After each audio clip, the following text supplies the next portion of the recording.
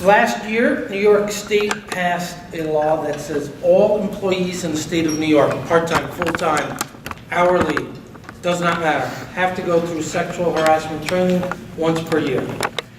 This training must be interactive, so I'm going to call on you. I'm going to ask you to participate. Please participate. Don't worry, I'm going to make it as painless as I can. It doesn't matter what I think or what you think about the law or the status of today and what's happening. I get a lot of questions. This is my 5th one I've done this month. I get a lot of questions regarding the Me Too movement. And, to be honest with you, and as straight as I can, it doesn't matter what your personal opinion or my personal opinion is. Every time I do this, I get the question of, well, what do you think about all this? It doesn't matter what I think. It matters what the state says and what the law is. So we're going to go through things. At some point, you're going to see me stop and read from a script. I don't like to do that. Any of you have been to any of my things before, I don't read from scripts. But there's certain things I need to get in. And I want to make sure that if we're going to bother doing this training, it's going to be correct. Matt? Yes? Is there a form that you're going to pass out that says you have satisfied? So Jeff is taking attendance. What I've asked is, if you haven't done so yet, before you leave, sign in with Jeff. If you can sign, print your name, and give us an email address. We will send you something that you have attended. Okay, so you can put in your file. For those with union employees, 32BJ, one of the deals we made was, when our last negotiations, which ended in October, was that the union fund, the training fund, is going to provide interactive training that will go through this and will satisfy the requirement. They are still trying to develop their program to make sure it's deliverable for them and that it satisfies the needs of the law. I have a meeting with their fund on the 30th of this month, and I expect that they will be done. They will come to your site. If you have one employee, they probably won't. They may put you in a group with several others, but they will come to you and it will be free for that employee. Non-union employees aren't covered by that, and obviously office workers, things like that, won't be covered. So, real quick, what is sexual harassment?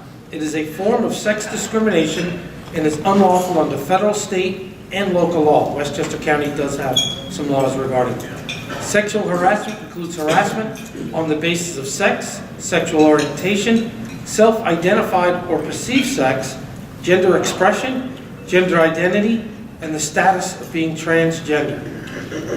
Harassment is unwelcome conduct that may be sexual in nature or may reference a person's sexuality.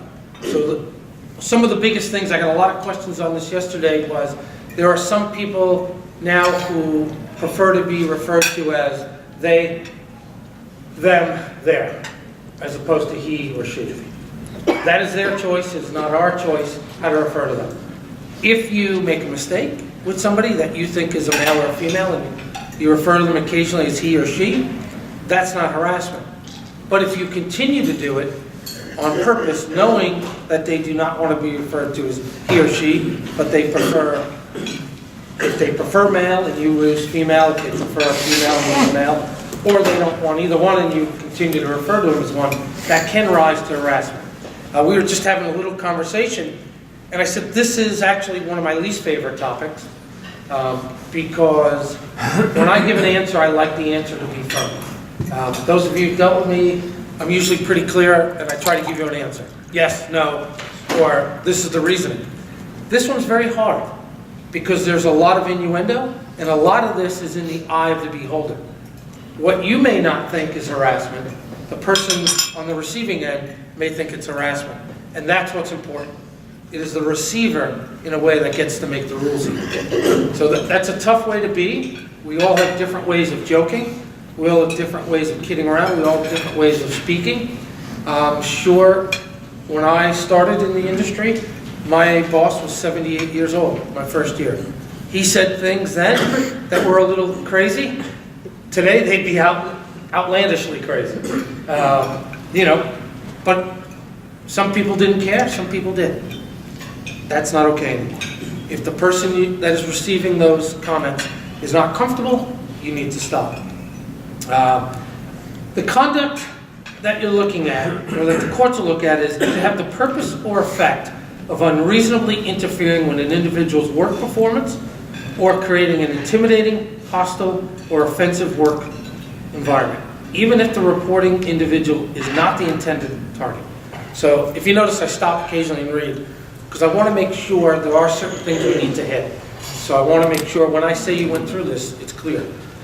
So one of the things is, and I've heard this, I've had this case, is somebody, the most common form of sexual harassment we see out there is now either related to, it's all related to computers. Either somebody leaves a pornographic image up on their computer as they walk away, oh, not really intending it, or social media. They send things around that they shouldn't send, whether it's via text, Snapchat, Facebook, what else is out there? Twitter, Instagram. I know, I need like a 15-year-old now. And whatever else is out there. You know, you may just forward something, not thinking. That's a problem. You know, should you be friends on Facebook or any of those with coworkers? You need to rethink it. You know, we all have those moments, and we all have those times in our lives where, for me, there's a time when I was younger that I'm glad there was no cameras at every minute. It might not be such a good thing. Today, you can imagine everything's saved, everything's video. You know, you see it all the time. I guess because I'm old, you know, or getting old, I see somebody being attacked on the TV, and there's 10 people with cell phones. I'm like, put the phone down and help them. You know, but that's not how young people think. They whip out their camera. Everybody's carrying a camera today. Hostile environment. A hostile environment on the basis of sex may be created by any action previously described, in addition to unwanted words, signs, jokes, pranks, intimidation, physical actions, or violence, either of sexual nature or of not a sexual nature, directed at that individual because of their sex. So sexual harassment isn't just hitting on somebody repeatedly or showing pornographic pictures. You might be after somebody because of their sexuality or how they identify. Again, whether that's male, female, transgender, or whatever, or not. You know, I had a case several years ago. There was, and it was in a building industry. It was in New York City. They had a staff of 5, and one of the porters left, and they hired a woman to be one of the porters. Now, let's be honest, there's no reason a woman can't do a porter job. And the other men didn't like it. It was all male staff, which is typical in the building trades. They didn't like it. And they would say things to this woman like, "What are you doing here? You took the job from the man who needs to support his family." Well, maybe she needs to support a family. You know, you can't do this job. You're not a man. This is a man's industry. Why are you here? Why are you ruining it for us? And she went and complained to the superintendent. This was New York City, so it was a non-working superintendent. He was more of a, we call an on-site manager. And what the superintendent said to her was, "Hey, come on, you know, it's a tough place. It's all men, you just got to deal with it." So, you know, just real quick, show of hands, and we'll get into what the requirements are later. Who thinks that was an appropriate response or inappropriate by the supervisor? It's interactive, so I got to see hands. Inappropriate. Those who say inappropriate. Now it's inappropriate. Yeah. Anyone say it was okay what he did? You're right. So, you know, a lot of people say, hey, there's no right or wrong answers. There's right or wrong answers. So, it is true. What he should have done, and we'll get into this a little bit more, so he needed to do an investigation. He needed to make a record of it, and he needed to tell the other employees no. Now, they didn't go to her and sexually harass her in terms of hitting on her or showing pornographic pictures or any of that, making suggestive comments. But their comments to her were clearly aimed at her because she was a woman. It wasn't because she was a poor worker or a new worker. It was clearly because she was female. So the perpetrator of sexual harassment can be anybody in the workplace. It could be a coworker, it could be a supervisor, it could technically be somebody under you. It could even be non-employees, meaning interns, vendors, building security, client, customer, or visitor. And that's hard. It's hard when you have a client, because we all want to keep the customer happy, right? You know, it's that old sign, customer's right. Rule number 2, customer's wrong, see rule number 1. You know, for most condo managers, I know this doesn't apply. But it's true, let's say you have, most common, you have a young lady sitting at the front desk, and she's your person that everybody sees when they come in. And you have a client, maybe somebody who lives in one of your buildings, comes in and hits on her and makes her uncomfortable. Well, if she comes and complains to you, or you witness it, you have a duty as her employer to stop it. You have a duty of protection against her. That person isn't in your control, but that workplace is. And you need to control that workplace. What can you do? You can speak to the person who's the perpetrator. You can also, if it doesn't stop, go to their supervisor and say, hey, if it's a client, unfortunately what may need to happen if it doesn't stop, you may need to fire the client. In a building, it's very tough. You know, when you represent a co-op or a condo and an owner comes to your office, what can you do? Eventually, you may need to bar that person from your office if it doesn't stop, which I know can create a lot of problems. We don't really like to bar customers from our workplace, but the alternative is not good. The alternative is you get sued. Where can workplace harassment occur? Anywhere. The idea that, hey, it's 5 o'clock, we're done. I don't know if anyone remembers. Do you remember the cartoon with the sheepdog and the wolf? You know, and the time clock would go off, and they'd be standing there, hey Joe, hey, and they'd move on. It doesn't happen. You're always working. So you may not be actually working, but you're always in the employment. So the idea of, hey, it's 9 o'clock, we went out for drinks after work, everybody went their own way. This isn't work. I can do or say what I want. No, you still have a working relationship, and that carries with you. The biggest times we see that, holiday parties, right? It's like a running joke. It's kind of like how many movies have been done about things that happen at holiday parties.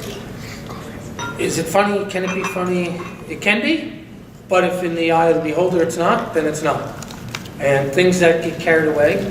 I was doing one last week, and this is an actual question. It was a predominantly female business, and they had a couple of males.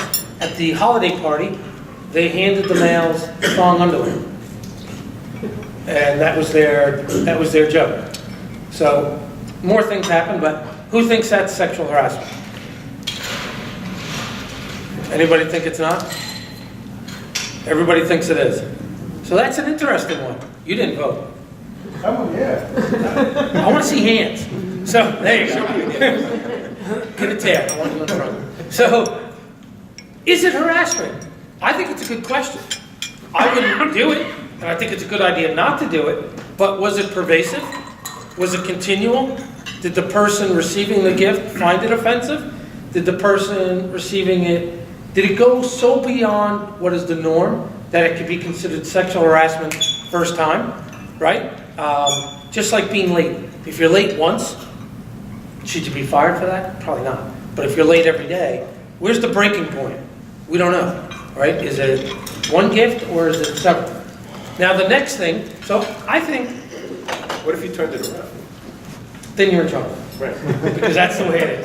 That has nothing to do with the law. And we'll get into some other stories that I've had. And, you know, New York State gave a bunch of scenarios, but I've had some over the years that are kind of crazier than the scenarios. And sometimes funnier. Because a lot of them have hit they hit that point where you say, what? Are you serious? You know, you did what? Why are you even calling me? Just give the money. You know. So, you know, in that scenario, just giving the gift might not be. That might be something everybody's comfortable with in that situation, and the men were okay with it. You said something earlier that I'm still stuck on, and that has to do with the client. What if the client we're talking about is the tenant who is abusive to your employee?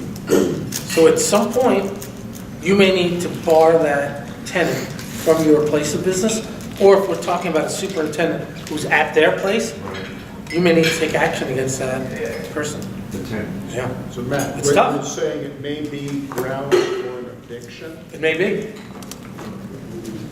Is that It's right? no, yep. I've not seen a case to that, but if the law is now requiring you to protect your employee in their workplace, and you can't do so, I think it's gonna give rise. I mean, I think it's just a matter of time before we see that case.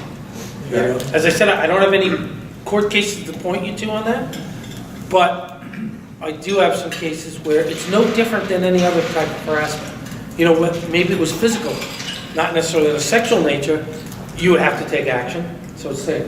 So the law is every employer has to take this training. Every employee, Employee has to take it. Employee has to take Yes. this training. so technically, So I'm a partner, technically, I don't right. have to take it. No. Yes. No, but board members would not, because they're not. Correct.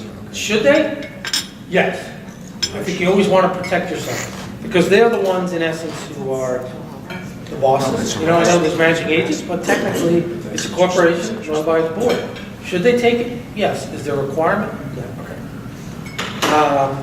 So I think, you know, there's some things, and just some things, I'm just going to do a couple of things quick. Dave, do me a favor. Just stand there. I feel offended by that. But it's not because of yourself. Your perception. Yeah, right there's fine, thanks. Excuse me.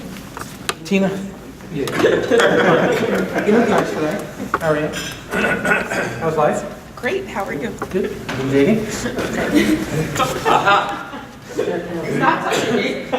So, It's on camera, too. all right, we can stay there. So now, what just happened?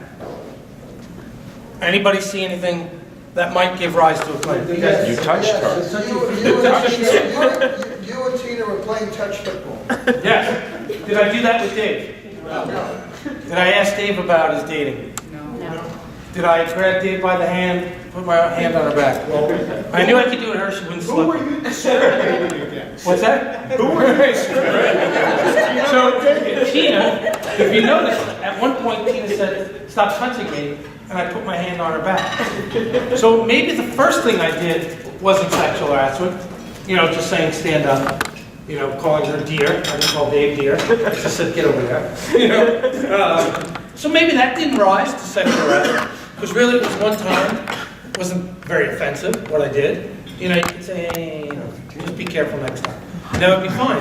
But Tina said, "Stop touching me," and I put my hand on her back again. It doesn't matter what I think. You know, I might think, give me a break. You know, not that I would. But by doing it, I've clearly gone against her wishes and desires. Now, if it continued, I'm not an employee of Farrar, but you've put her in this position, right? You've told her to come to the training. You're responsible for what happens. You don't have to get up and try and beat me up. I don't know if you're still carrying. I'll just shoot you. That's why I asked that. So that might be a little, but I've been known to be. if you intense continue, sometimes. so if this became continuous, and you kept making her come to visit with me, you might be in trouble. Especially if she comes to you and says, "Robert, I'm really not comfortable with Matt. He's always touching me." You know, not using much in my office. So, you know, something as innocuous as that. And the truth is, I think, you know, this came up. It definitely happened when I first started working. Like I told you, the guy I worked before was 78. He said things, it was never aggressive, but it was just in his mind from his time period. You know, everything was dearie, honey, sweetie, girls. You know, oh, see the girls out there. You know, I was sitting out there. I was like, what? I look like a girl? Come on. But, you know, it was just the way he did business. I wasn't offended by it, but, hang on. In today's world, maybe I should have reported it, because I had a duty also, even as a witness. Go ahead.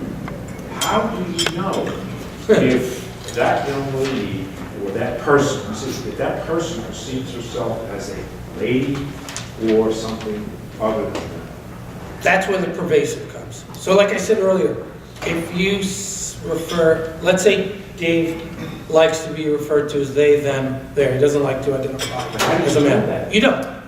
But if the first time I say, I refer to him as a he, and he says, I prefer to be they, them, there. And I continue to do it, and he keeps saying, Matt, I really prefer. And, you know, like I said, it could be mistakes, because He looks like a guy to me. For 52 years, I've referred to males as male or he. You know, but if he says I really prefer to be they, then, yeah, okay, buddy, whatever you say, man. You know, you kind of digging at him, and other people see it, stop.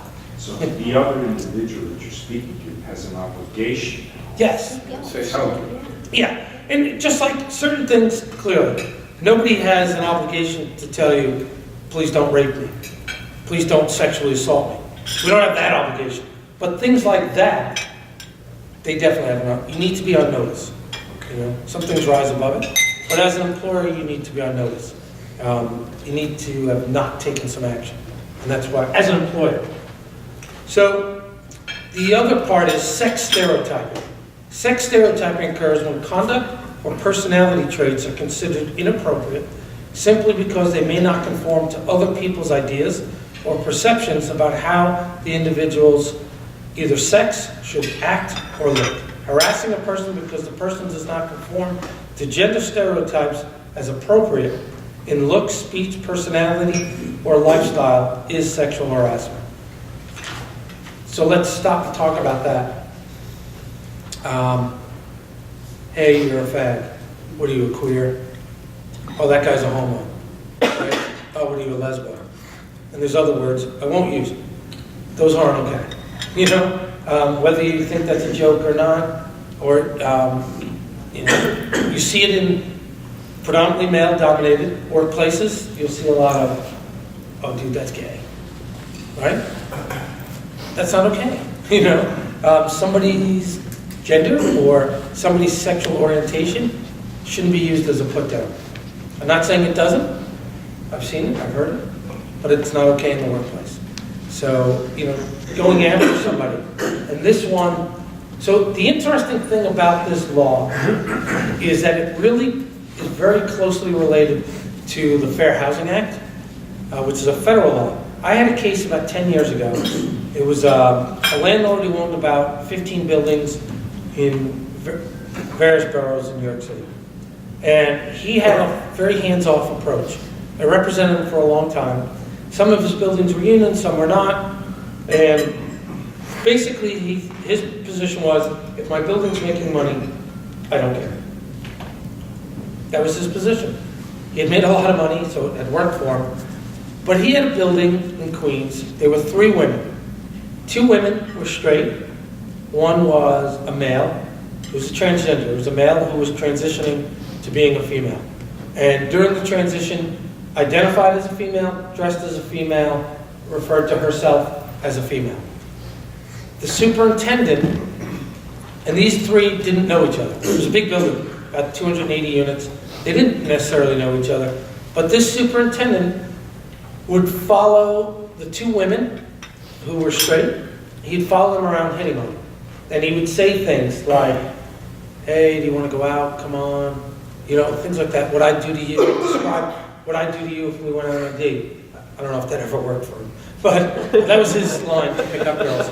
And, you know, he would show up at their apartment at odd hours, 3 a.m. on a Saturday or Sunday morning. Oh, I think there's a leak. Can I look in your bedroom? You know, yeah. That, remember I said some of these are going to rise to the level of, are you kidding me? So he would do that. If one of them had a boyfriend or a male friend that would come over, he'd follow them in the elevator to her apartment. You know, it was bizarre. Now, he would do that to the 2 of them. He wouldn't do, when they turned him down, he wouldn't do repairs. They had been asking for repairs. I forget what it was leaks or whatever, it doesn't matter. He wouldn't do it. And he used to say to them, you know, maybe if we go out, I can get to you faster. Why don't you come see me one night, Saturday night? I could come and then we can go out after. And they got very comfortable. The transgender person, he used to follow her and say, if we were in my country, I'd kill you. You know, if you were in my country, this wouldn't be allowed. What are you, some kind of fag? What are you, some kind of homo? You know, what's your problem? He would say that openly, whenever he saw the person, going in or out. Now, that alone, I think we all can agree, right? Show of hands, sexual harassment. No? I didn't hear the question, sorry. Was it sexual harassment? Absolutely. Yeah. That's an easy one, right? Now, how did the employer get in trouble? Because eventually the employer got sued, and it cost a lot of money and time and effort. The employer got sued because he had an in-house attorney to handle complaints, and this attorney would field the complaints from the women, and his response was, do you have any witnesses? No. Well, you know, this is really he said, she said. There's nothing I can do about it. When you get a witness, call me back. That was his response. They got sued. Eventually, somehow the three women met. I don't know how. And it doesn't really matter. And they compared notes and experiences. They went out. They went to EEOC. I'm sorry, they went to Division of Human Rights. And at the time they sued, this law wasn't in place, but they sued under the Fair Housing Act, which mirrors this. So a lot of it's very much the same. And I think they'd have a claim under this law now too. They definitely would have. And what happened was the employer lost a lot of money. He also I had to give training to everybody in his office before it was required by the law. And he had to put up a poster in every one of his buildings about sexual harassment. And they had outside, so for 3 years, any complaint regarding anything sexual in nature, regardless, trying to date or trying to tell them they'd be killed, any complaint would have to go through my office, and I would I would do the investigation. And if they got any complaints directly, they were required to notify me. I was required to give a quarterly report to the Division of Human Rights. What complaints, what was done, what action was taken. And as you can imagine, it got expensive. You know, having me do the investigation was a lot more expensive than having somebody interview the first time, interview the employee and say, you can't do that. If you do it again, you're terminated. So, yes. Going back to the tenants, if you have two tenants, and one happens to be a biological male, the other one happens to be a biological female, and male... Two tenants? Two tenants. It's their problem. Their problem. Yeah. Not Call the mine. police. Tell them to call the police. Not your problem. You mentioned something about a post. They're not your employees? Not my employee, tenant. You said, is there now a requirement that we post? No. He was directed to post it because of his inaction. I see. That was one of the settlement requirements. Go back to the case where someone wants to be identified as them or they. If an employer is made aware of this, does he have the responsibility to tell all the employees Yes. that this person I think he should be does. addressed this way? Yep. That case has not been heard. You know, this is a brand new law. That can go But I think in the either smart thing direction, would be definitely to tell people. Can't that be seen as isolating this person? If that's what they want, that's what they want. And you know, to not do it, my thought process on it, and again, there's no case law on it, it's a brand new law. My thought process on it would be, that person has made you aware of a potential problem, and you've done nothing to solve it. That's hard to defend, right? I mean, it's no cost, it's easy to do. You know, at the end, think about you sitting on a stand, and their attorney say, well, why didn't you do it? I don't know. You know, I didn't have time. You know, it becomes hard to defend.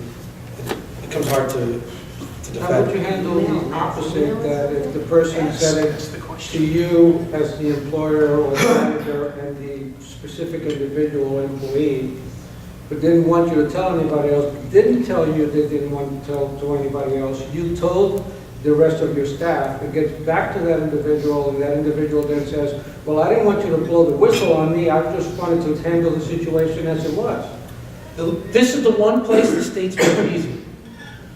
You have a requirement as a supervisor or an owner. You have a requirement to report it. Coworkers don't necessarily have a requirement, but they are, according to law, strongly encouraged.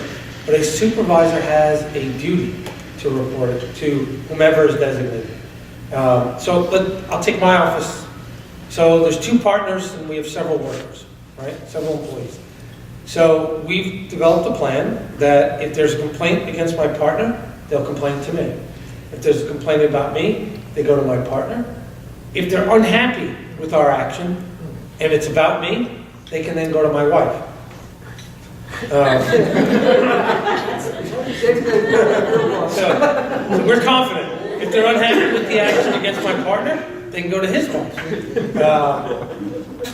wife, happy life. We only hire people who are not attracted to it. So, That's discriminatory. yeah. So, we, that's our policy, right? So we have designated people to go to. So I'll take Dave. In Dave's instance, you're one of the owners. So you're harassing somebody, and they don't feel comfortable going to Lloyd. You would need to designate somebody else that they can go to. And if that other person, or let's say one of your supervisors or your managers, sees sexual harassment going on, they have a duty to report it to that designated person. So you're in the office, you're sexually harassing somebody else, and another supervisor sees it. They have a duty to go to report it. If an employee comes to you, let's say your immediate manager comes to you and says, hey, Jane is really sexually harassing me all the time. See, I made it both ways. Jane is sexually harassing me all the time. I'm not comfortable. I've spoken to her. She won't stop. That, and then says, but you know what? Let's just let it go. I just needed to tell somebody. Don't tell anyone. Don't talk to her, okay? Can't work. That supervisor has a duty to report it and investigate it. If they let it go, they can be on the hook for that consent. So it's hard, and that's why, remember earlier I said, this is one of my least favorite subjects because the person has told you, please don't do anything. And they may have reasons for it, but you have a duty to do it. So you have to go against their wishes. And my own thought is, I think that's going to have a chilling effect on the employee. Because people, as that word gets out that they have to report it, I think people are going to be reluctant to report it. You know? It's a small office. I don't know if he really meant it. I don't know if she really meant it. Oh, that's just Matt. That's the way he is. I don't want to get him in trouble. You know, but you have a duty. When does it rise to the level of contacting the police? So sexual harassment does not necessarily have to be something that's illegal. I went back, right? I keep calling you she. Whatever, girlie. Okay, little girl. What's the matter? Oh, you a little girlie, you crying. Right? You don't like it.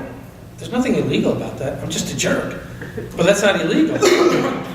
So, but it's still sexual harassment if it continues. Because it's based on your gender. So there's nothing illegal, there's nothing criminal about my actions, but it still rises to sexual harassment. I'm still stuck on, Or how about I keep asking you out? And you've told me no, and you've told me to please stop. There's nothing criminal about it, as long as I don't trap you or physically hold you back. But if I just keep asking you out on dates, it's not illegal.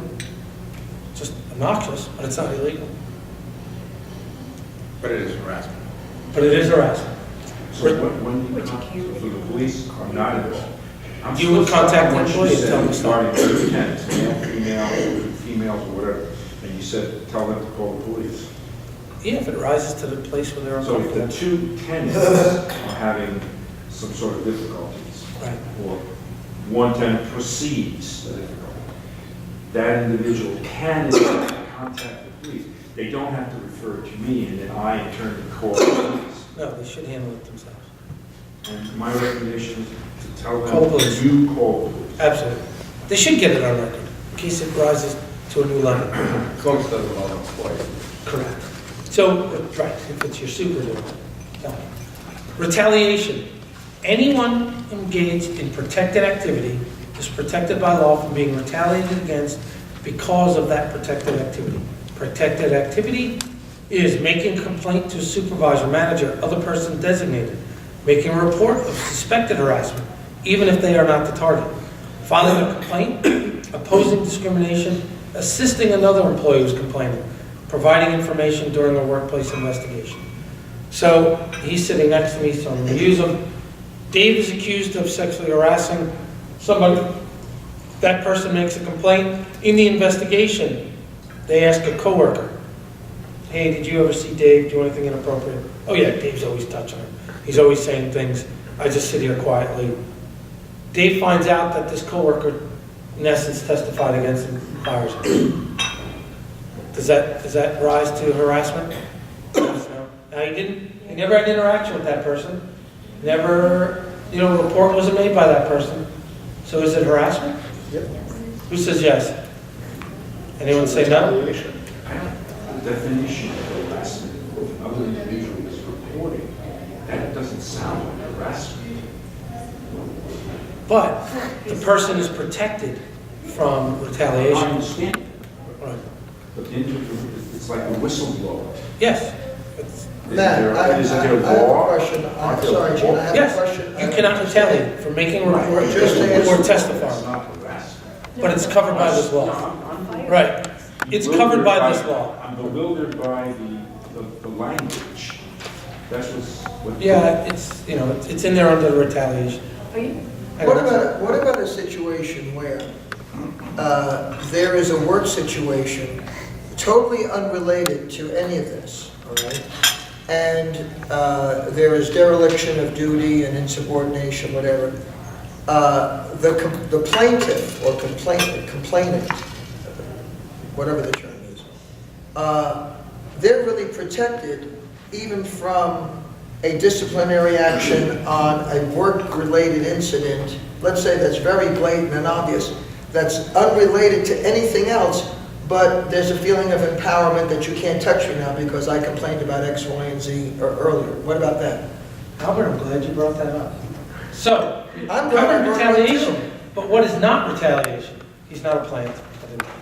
What is not retaliation? A negative employment action is not retaliatory merely because it occurs after the employee engages in protected activity. So, we've seen this in other things too, right? Usually I see it, I have one now. Employee, I'm in the middle of one. Employee knew he was about to get fired. The day he was supposed to get fired, got up real early before the meeting, which was at 11 o'clock.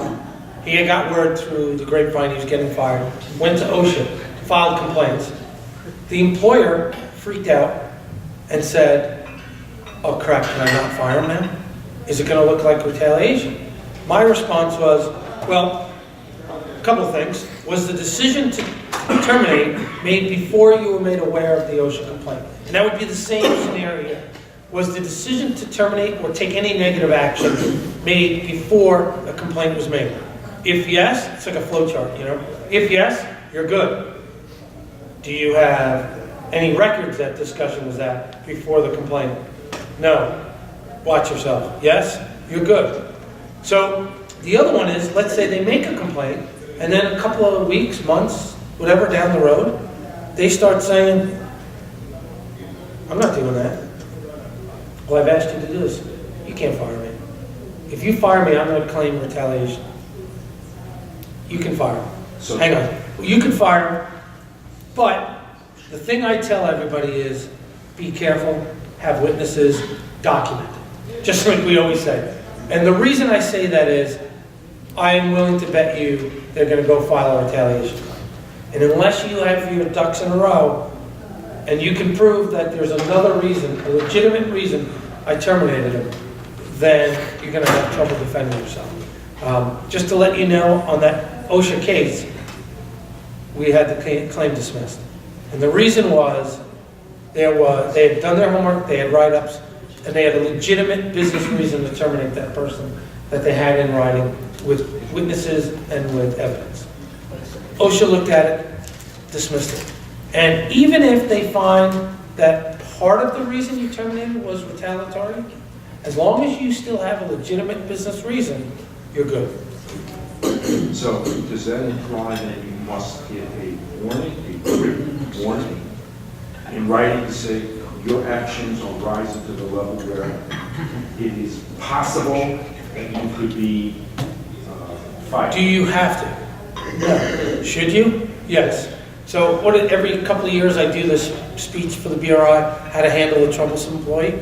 And a lot of what I deal with is union stuff, but I also deal with non-union. Now in New York, you're an employee at will. So you can be terminated for any reason or no reason, provided it's not discriminatory. But I always tell employers, document what you're doing. It's always better to save yourself. Give a warning, even if they're non-union. Do you have to? No. But it takes minutes to do it, and it might save you lots of money down the road. And that person then claims they've been terminated because of, I reported a sexual harassment claim. I'm black, white, green, orange. I'm gay, I'm not gay, I'm LGBT, I'm not a, whatever. If you have some documentation as to their dereliction of duties, and you have a background when you terminate them, your case is going to be much stronger. Has this given employees some ammunition to go after? Exactly. Right? We were having that conversation earlier. That they can't be touched. Right. And, I'll be straight with you. In today's day and age, it's a weapon. That's why you need to be careful, and that's why you need to document things. It can be a weapon. I don't like Dave, and we work together. Dave touched me inappropriately. What? You did it. What's the employer's responsibility? Well, supervisors and managers are held to a high standard of behavior. This is because they are placed in a position of authority by the employer and must not abuse that authority. Their actions can create, and I'm not going to say can, I'm going to say their actions will create liability for the employer without the employer having the opportunity to correct the harassment. They are required to report any harassment that is reported to them or which they observe. They are responsible for any harassment or discrimination that they should have known or with reasonable care and attention would have been responsible for. They are expected to model appropriate behavior. Mandatory reporting, and that's where we're going to answer your question. Supervisors must report harassment they observe or know of, even if no one is objected. If a supervisor receives a report of harassment or is otherwise made aware of harassment, it must be promptly reported to the employer without exception. Even if the supervisor or manager thinks it's trivial, even if the harassed individual asks to not report it. Supervisor or managers should be subject to discipline for failing to report harassment or knowingly allowing it to continue. They will also obviously be subject to discipline for engaging in any retaliation. What should the supervisor do? Supervisor, under this law, has a duty to investigate it. Doesn't mean you're guilty, doesn't mean you did anything wrong, but under this law, once it's reported, they have a duty to investigate it and see what happened. That investigation can mean, I'll give you an example. About a year ago, I represented a bar in New York City. And has anyone here ever worked behind a bar? Bartender, bar back, anything like that? Anyone here been to a bar? No. Okay. So, most places, behind the bar is kind of tight, right? There's not a ton of room. They want the room in front of the bar. So, the owner, who's my client, came to me and said, I've got one employee accusing another employee of sexual harassment, and she's threatening to bring a suit if I don't do anything about it. And I said, well, what happened? What's the complaint? And, of course my mind was, what'd you do? And, he said, it wasn't me. I said, okay, well, what happened? She complained that a bar back is usually the person who, they, them are there, who carries all the glasses usually in one of those bags, brings them up from wherever they clean them, sticks them under the bar or loads, takes the dirty ones away. So she said she was at the cash register and the bar back came by and brushed against her rear end in a sexual manner, and she felt uncomfortable and that he'd done it on purpose. So I guess the show of hands, let's say it's true. Is that sexual harassment? True, yeah. If it's true.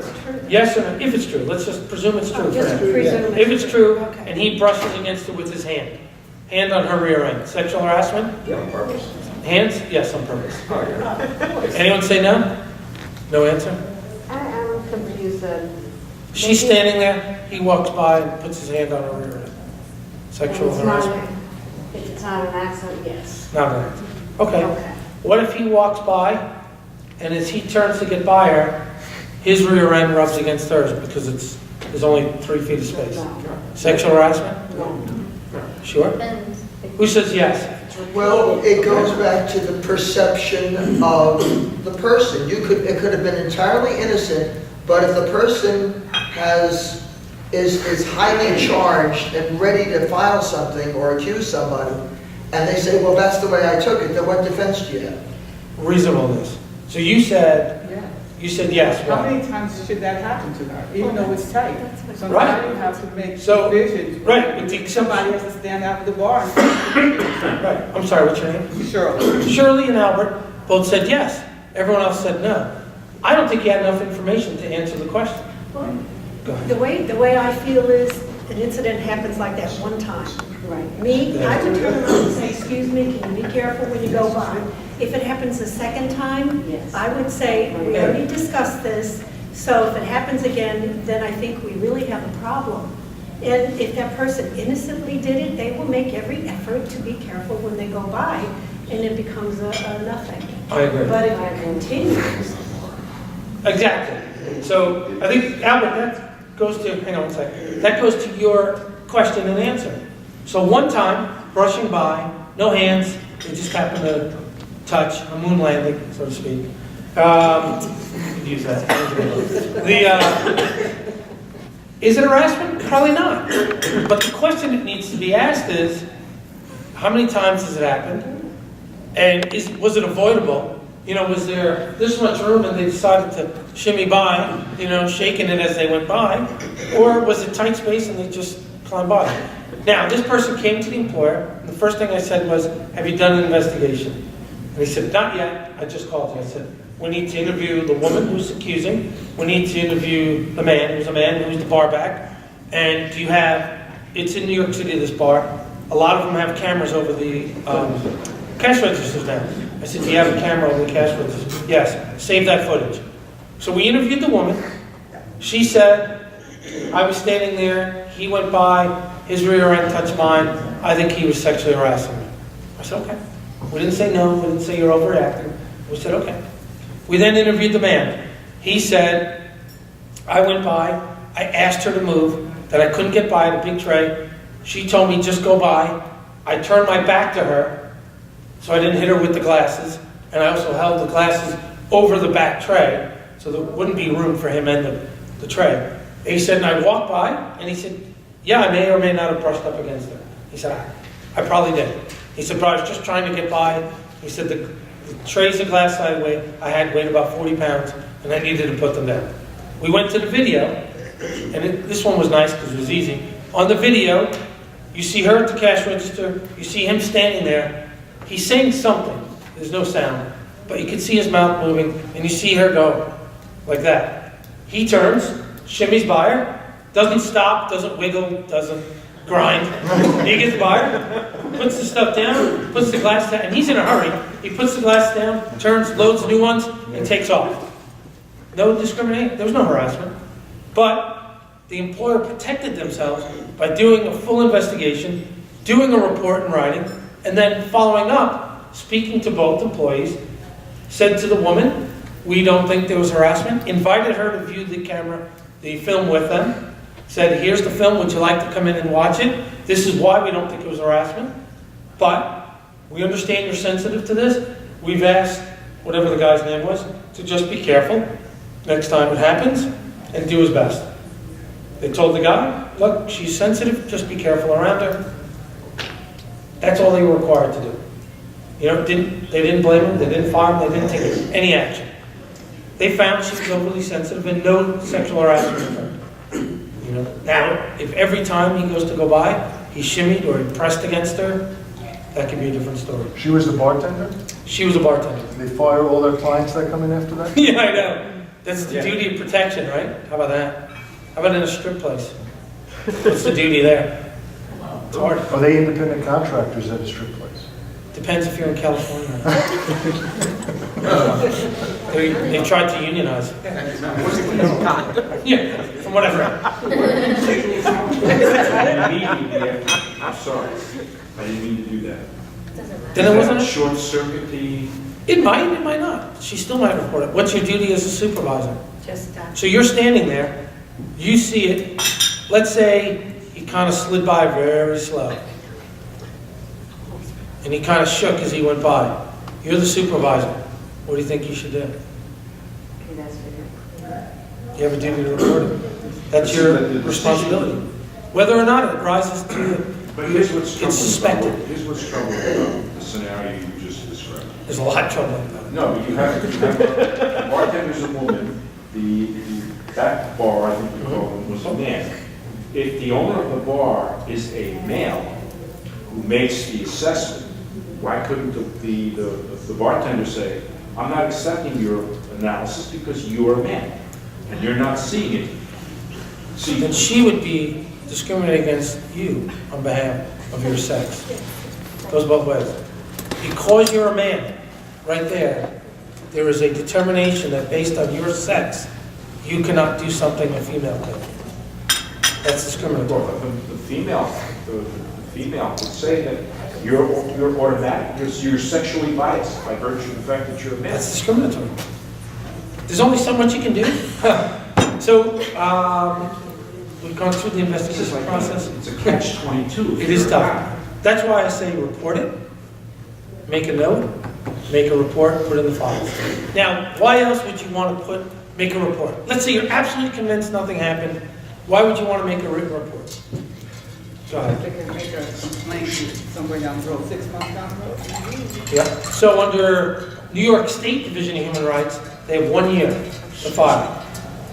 Under EEOC, U.S. Equal Employment Opportunity Commission, they have 300 days. I don't know about you, but a year from now, I have very little memory of what happened. You know, unless something specific sticks out. What's the other reason you might think? Why else might you want to put something in both employees' file? Future complaints? What's that? Future complaints? Yes, right? Now let's say the bar back, let's say another waitress or barmaid says it, bartender says it. Now all of a sudden you might be getting a pattern, right? You got to be aware of that. And you might forget, or you might not. Did he? I don't remember the scenario. Is it a similar scenario? Is it different? Go back and look at your notes. But what about wife of the accuser? Why would you want to make notes? She's the accuser. She didn't do anything wrong. They have a pattern of doing stuff. She may have a pattern, right? Don't you have a duty to protect your other employees? Because that's a form of sexual harassment, false accusations, you know, based on their sex. There's a pattern. If she's accusing everybody, and every time you do an investigation, you say, wait a minute, you're the only person accusing anyone, you're not the only female here, and every time I investigate it, it's nothing, we got a problem. You have a problem. So you keep notes. Let's see. Holiday parties. We talked about them a little bit. Let's talk about them some more, because they're trouble. They generate a lot of business. Yeah, I love them. You know, the truth is, holiday parties, they're off-site. So they're off-site after hours. So does the employer have any duty anymore? It's off-site after hours. You don't have to come to this thing. It's a social event. It's sponsored, right? It's under the purview of employment. You have a duty. So I got one. Did I say this one, or did I just say it to the small group? I did one. This was pretty funny. I did one last week. It was predominantly female. And at the Christmas party, there was only 2 or 3 males. They gave them thong underwear. Did I say this one? Yes. Okay. Yeah, I wasn't sure where I was. So, but feel free to say it. Yeah. Dave, like, I'll keep you. Next year I know what to get you. So I got another one. This was a case, it was before this, but it still went to Division of Human Rights. And this one was funny. So this is a real case, about 10 years ago. It was a construction supply house north of here. That's all I'll say. Construction supply house north of here, predominantly male workers. Almost all the customers were male. It was commercial, not necessarily, you wouldn't get people, you know, like a house owner coming in saying, I need, you know, grass seed. It was commercial, big operation, but there were 2 women that worked the counters. And Halloween was coming, and the employer wanted to drum up some more business. So what he did was, a couple of days before Halloween, he installed a pole, a floor-to-ceiling pole, just around the countertop. And what he did was, the day before Halloween, the week of Halloween, he came in with 2 skimpy outfits. handed them to the 2 female workers, and he said, every time, I want you to wear these. I gave them each like 2 outfits, so he thought of it. And he said, for the next 4 days leading up to Halloween, I want you to wear these outfits, and every time somebody spends over $1,000, I want you to come out and swing around on the pole. This was this year? No, it was So, one of the women said, no problem. She did it.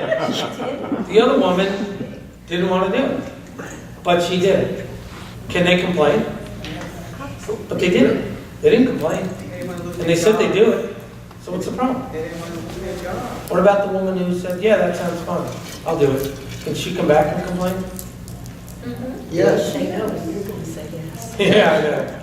Yeah, always fall on the side. But she can. Just because she was okay with something one time doesn't mean she's always okay with it. That one fell in the category of, what? You did what? I made him repeat it like 4 times. You gotta be kidding me. Ralph, come in here. Let me put you on speaker. Marjorie, Tara, Dan. I gotta put you on speaker. I've never heard something so stupid. Well, it was evidence. They did. Oh, it became something. So what happened was, and this is why I bring it up. So the one who said, yeah, that sounds like fun, no problem. The other one did it because she felt if I don't do it, I'm going to get fired, and I need this job. She made a complaint to Division of Human Rights. Human Rights filed a complaint not only on her behalf, but on behalf of the other woman. And the employer came in and said, well, what's the problem? She didn't have a problem with it. Why are you complaining? And the woman said, you know, in retrospect, I kind of did. I really need this job. I'm a single mom. I have 2 kids. I need the job. I can't mess around with this. And he was in trouble. He was in big trouble. I had to do some fast talking to settle that.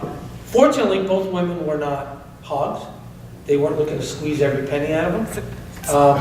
But they both took some money, you know. And the Division of Human Rights was all over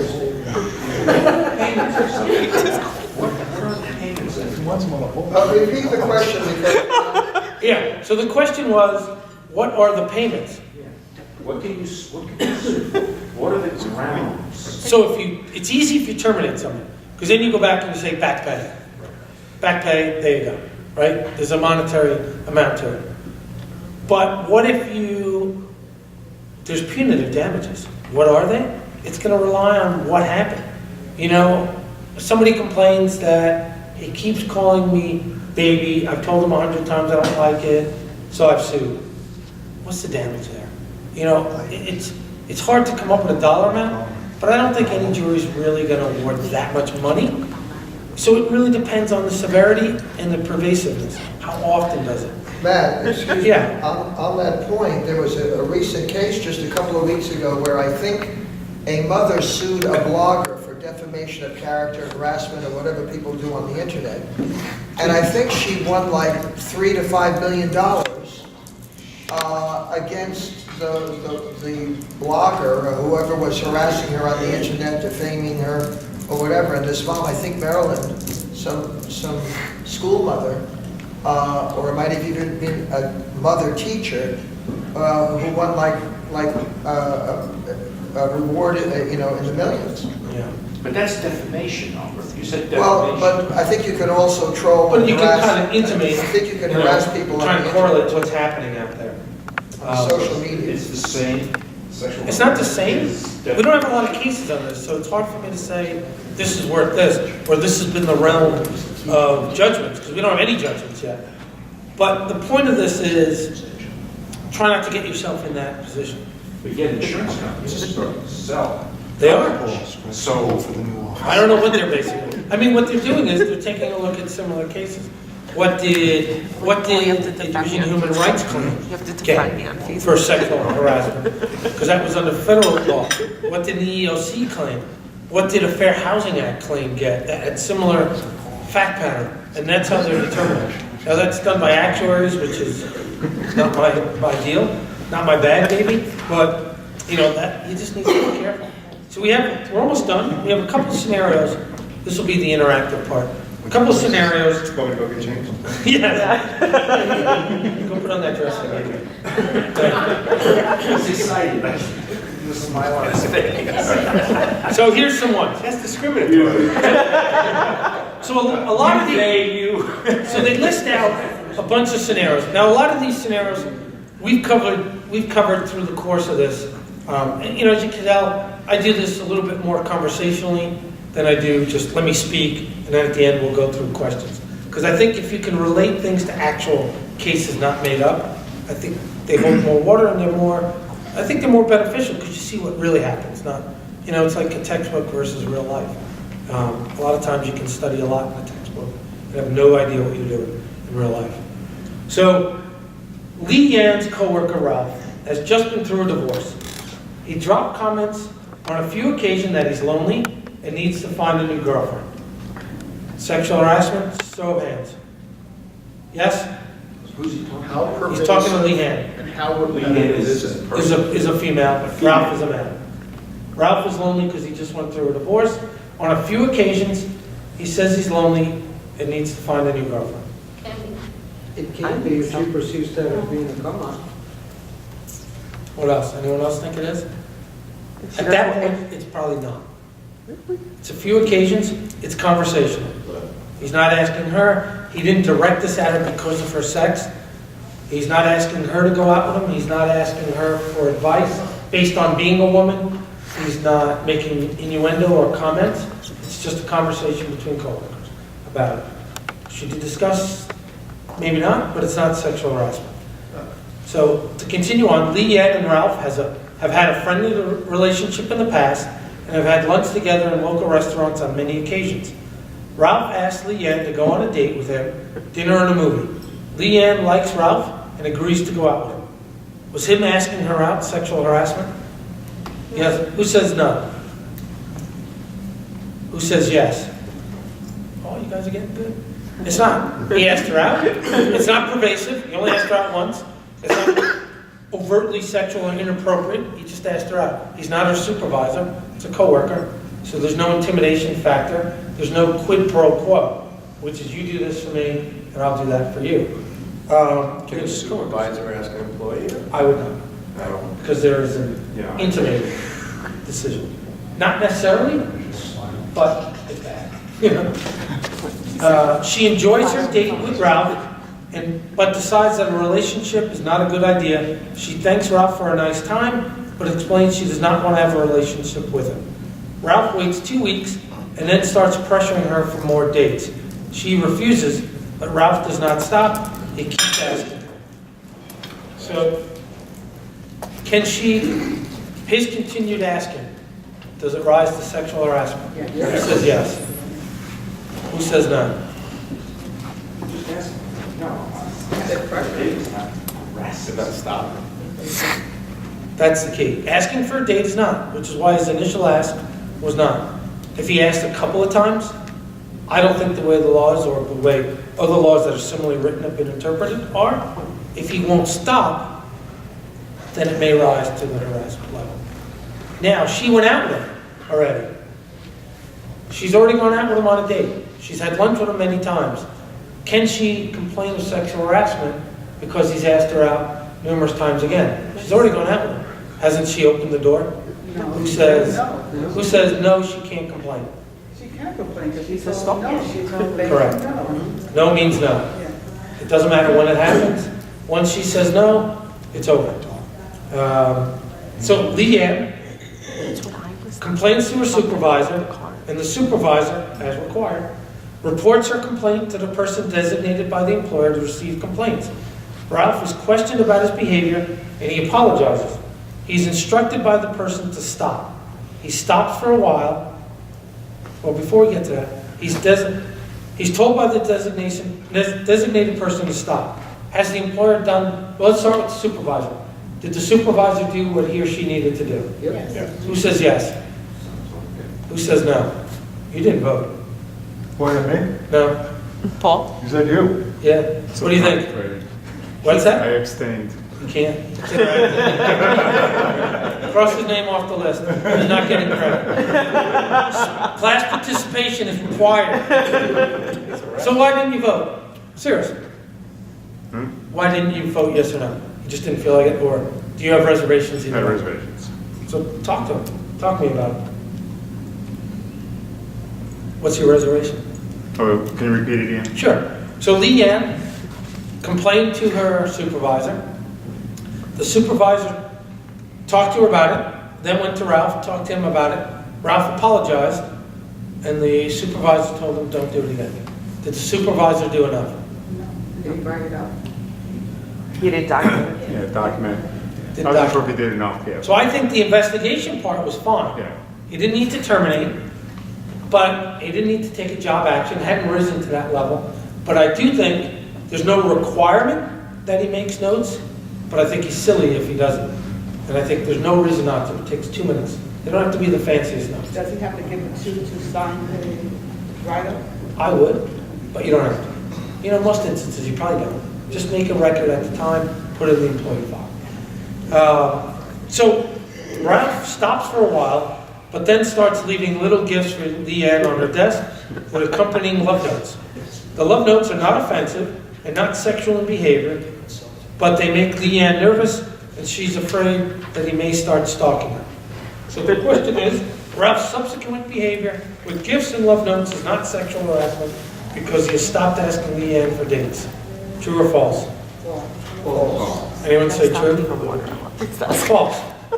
He changed what he's doing, but it's still harassment. Right. It's still the same thing. Let's see. Some of these we've done. All right. This one's fairly common. We're just going to do 3 of these because Sharon transfers to a new location with her employer. Her new supervisor, Paul, they always blame the guy. A new supervisor, Paul, is friendly and helps her get familiar with the new job duties. After a few days, when no one is around, Paul comes over to Sharon's work area to chat. Paul talks about what he did last night, which was to go to a strip club. Sharon is shocked by what Paul is bringing up such a topic and says nothing in response. So we're going to change the scenario slightly. Another supervisor walks by as Paul is talking to her about the strip club. Is that supervisor required to make a report? Who says yes? I would say yes. Who says no? I think it's a tough one, right? You don't know the context. Right, you don't know the context, you don't know if it was harassment. The safe bet, go make the report. Again, maybe they both like to go to strip clubs, and maybe she initiated it. What if You know, you investigate it after, like, I pull her aside and say, what was that conversation Exactly. about, and if it's nothing, then... Then it's nothing. Okay. Right, and then just put in the files, investigated, nothing was found, no action needed. Put it away. So what if the supervisor or that person doesn't feel that there was a problem with that conversation? Maybe there wasn't. Well, Maybe Sharon liked strip joints, wasn't comparing notes. Okay, I walk by someone and they're talking and I think, oh, what's the big deal? And I don't make any kind of notes on it because That's why I myself earlier- feel that that isn't so Then sensitive. that person needs to be here. I mean, we're going to be all the time. We have to know. There are people that go, what's the big deal? I know. So what? So I'm going to bring it back to the guy I first started working with. He had no idea that calling the female attorney in the office, sweetie, dearie, honey, was an issue, and referring to her as girlie. It was funny at the time, but it's not for her. It was insulting to her. She had a law degree just like I did. She was actually had been an attorney for years. Every woman, that's just the way they talk.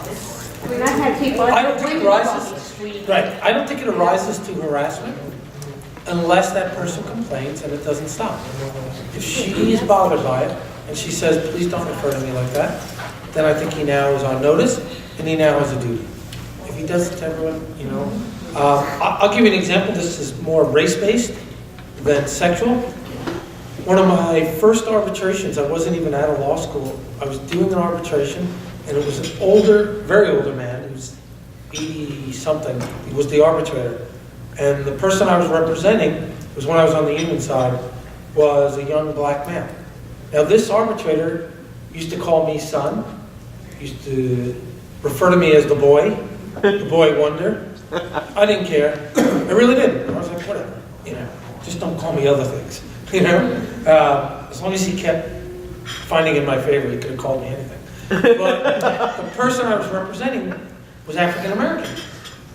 And in the course of the arbitration, he referred to him as son, and he referred to him as boy, that boy.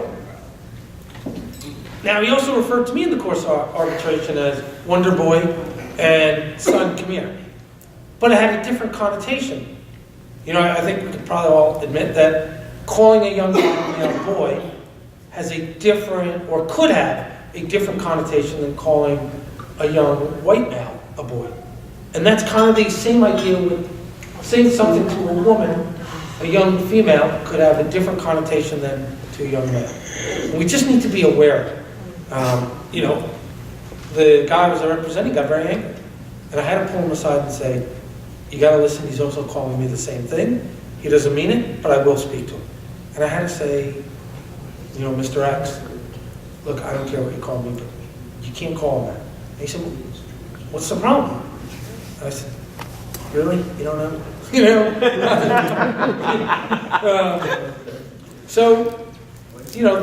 Like I said, that has to do with race, but it's a similar thing, So I'm going to continue on. Sharon got shocked, says nothing in response. Paul continues talking and says that all the women in the office are so unattractive that he needs to get out and meet some hot chicks once in a while. He tells Sharon he's glad she joined the staff because unlike the others, she's easy on the eyes. Sharon feels very offended, demeaned, that she and the other women in the workplace are being evaluated on their looks by their supervisor. So the question is, it's a true or false? Because Paul did not tell Sharon that she is unattractive, he has not harassed her. True or false? False. Anyone think true? That he's not harassed her? Yeah, it's false. Do I need to go into why? No. So, by bringing up his visit to the strip club, Paul is engaging in inappropriate workplace behavior. True or false? True. Anyone say false? It's true. Why? Bringing up a visit to the strip club is inappropriate in the workplace. Duh. But also... Unless you work at a strip club. Right. Now, part of this goes to, it's her supervisor. There is a different note. Supervisors are held to a higher standard, right? We went over that. So, it would be appropriate for Sharon to report it. A one-time comment about going is probably not going to give rise to the level of unlawful harassment, but unless it's repeated multiple occasions. So we've covered that, right? Paul should be instructed to stop making his comments, but this is not that serious of a matter. True or false? Who says false? It's not serious. He should be spoken to about his behavior and what he says, but it's not a serious matter. Who says false? It is serious. Who says it's not that serious? Just talk to him and be done with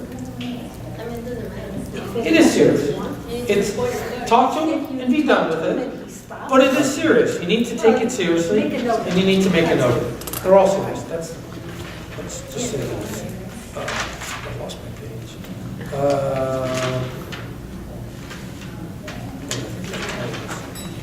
Oh, no. All right, this one's a good one. This is the last one. You're going to want to hear this. It gets good. No, I'm just kidding. I'm joking. Typical woman. It's harassment? Not harassment. I did that on purpose. So, was that harassment, what I just said, or not? Is it harassment? Did you say it just to get a laugh? It depends on the context. Yes. Yeah, I guess so. How many times did I? I feel like I was being harassed now. That one is, and I did that on purpose, for real. You're going to use that excuse all the time. Yeah, all the time. I'm just training you again. We have a continuous training period in our office against everything. So, but no, honestly, was that harassment? I think it'd be a good question. My legal opinion is it's stupid, but it's not harassment. It wasn't continuous. I have no control over Tina's employment. It didn't affect her. Well, between before you putting your hand on her and everything else, and now that statement. Yes, that was too thick. Good one. As It's a a pattern. pervasive. Maybe, right? That comment alone, probably not. But based on my behavior again with Tina, maybe. Do you need to talk to me? Probably. Just want to know who your insurance carrier is. Yes. What's that? I'm not gonna get in trouble. You're the one not protecting me. It did not raise to the level of a criminal Let's get action. to the third. I'm curious about the third case here. Yeah, sorry, then we'll end. So, quid pro quo sexual harassment. Easiest case is, sleep with me, you'll get the job. That's the most obvious one. There's other parts of it. So, Tatiana is hoping for a promotion. She knows the promotion is coming soon. She knows that her boss, David, will be involved in deciding who is promoted. She tells David she'd like to apply, and she's very interested. David says, we'll see. There's lots of others interested in the position. Any harassment? No. Clearly not. A week later, Tatiana and David travel together on state business, including an overnight stay in a hotel. Over dinner, David tells her he hopes he'll be able to promote her. He's always enjoyed working with her, and he thinks he's a good employee, and that some other candidates look better on paper, but she's the one he would like. Sexual harassment? No. Anyone think it is? It's not. He tells her he can pull some strings to get her the job. Tatiana thanks David. Any harassment? No. Later, David suggests that they go to his hotel room for drinks and some relaxation. Tatiana declines his offer. Harassment? No. It's getting pretty close. Maybe not, but it's inappropriate, right? Maybe not. It might not violate the law yet, but it's highway to the danger zone, right? So, could it be harassment? They say yes. Why? Why could it be harassment? Why is that different than two coworkers? He's in a position of authority. He's in the position of authority. He's a supervisor. He's held to a higher authority. Two coworkers on the same level, it'd be like asking her out. In the back of her Stupid. mind, she's thinking about a promotion. Bam. He has power over her. He has an ability to affect her employment. And he's held to a higher standard because he's a supervisor. Let's see. After they returned from the trip, Tatiana asked David if he knows when the job will be posted so she can apply. He says he's not sure, but there's still time to make it worth his while. He can pull strings for her. Then asks, how about going to dinner this Friday and then coming over to my place after?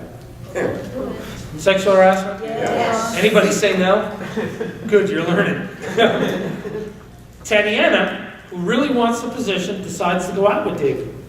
Almost every Friday they go out, at David's insistence, and engage in sexual activity. Tatiana does not want to be in a relationship with David and is only going out because she wants the job. Tatiana cannot complain about harassment because she voluntarily engages in sexual activity with David. True or false? False. Anybody say true? She's doing it. To complain, She what? right? She has a year to complain. Yeah, but she's doing it. She's a willing participant. He never said you have to, right? What's she doing? I thought it Wasn't she using him a bit? The girls doing It's the assault. dance. Wasn't she using him a bit to get something she wanted? Did she get the job? That's the question. That's the answer. What was that? He's the supervisor. She's not. Tatiana gets the promotion. Tatiana can't complain now because she got the promotion. He got what he wanted, she got what she wanted. Isn't that a contract? Can she complain? Yes. Absolutely. After the promotion, Tatiana breaks off the sexual activities with David. Can she now go and make a complaint? Yes. She can. Matt? Yep. If I am the employer, this supervisor has pushed this woman for this job simply because she has slept with him and pushed her to the exclusion of the other qualified candidates, what do I do with this woman who is not as qualified for that job as the other candidates? So if you remember back, So She's made a Do I complaint. dismiss her Let's- and hire a more well, qualified? let's go with the scenarios, right? It's a really good question. So, in essence, the question is, she got there because of quid pro quo, right? She slept with him, he pulled the strings to get her the job. Can you now, she complains, can you now take action against her? Who thinks you can demote her back to her former position? You can, you shouldn't. Right. Why do you say yes? She also used unfair leverage. That's She had true. his attention, and she didn't. So do you, I actually think you can. Yes? Can the girls, the people who did not get the job, sue the employer because of the way that he gave someone a job? Possibly. Let's deal with that next.